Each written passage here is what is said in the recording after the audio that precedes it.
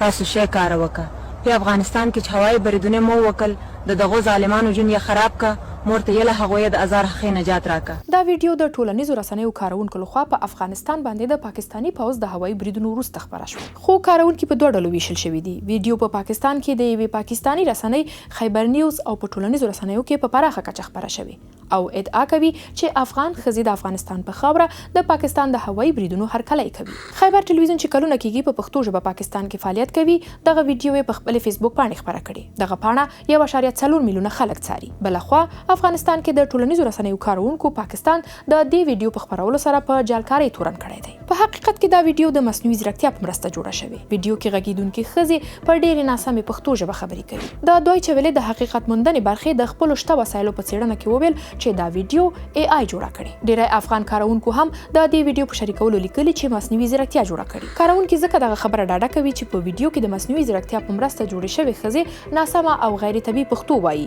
او جملې هم سمې نه تلفظ کوي. دا ځکه چې د پښتو ژبې د ظرفیت لپاره د مصنوعي ځیرکتیا په نړۍ کې لا هم ډیر کار نه دی شوی او د منځپانګې په تولید کې ډیره وړتیا نه لري. خو که د دغې ویډیو په تصویر خبرې کوو تاسې هم ښایي که تصویر پرته له غږ لیدلی وي په اسانۍ به نه یاست پوه شوي چې ویډیو مصنوعي ځیرکتیا جوړه کړې. AI د ویډیوګانو په تولید کې لوړ ظرفیت لري.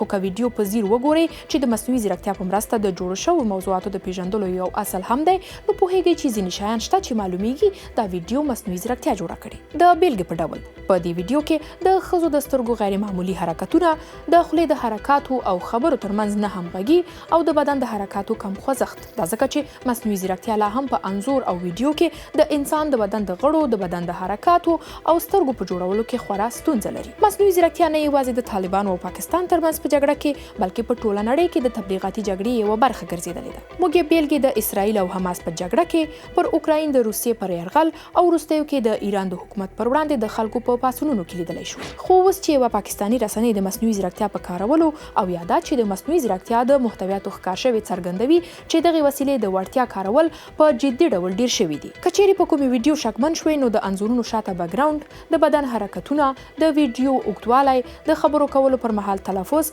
او ډیر نور ټکي باید په نظر کې ونیسئ. خو دا مو هیر نشي چې په رسنیو په ځانګړي ډول ټولنیزو رسنیو خپرې شوي ویډیوګانې او انځورونه تل په ځیر وګورئ او د کروالي په اړه یې له ځانه پوښتنه وکړئ.